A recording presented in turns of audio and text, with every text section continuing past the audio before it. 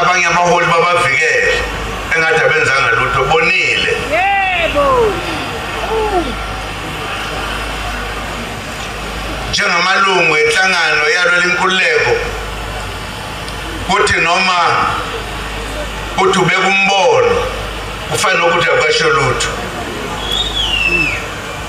Kwangabe kusaba khona inhlonipho ukuthi kuhlonishwe amalungu enhlangano alalelwe imbonweni yawo.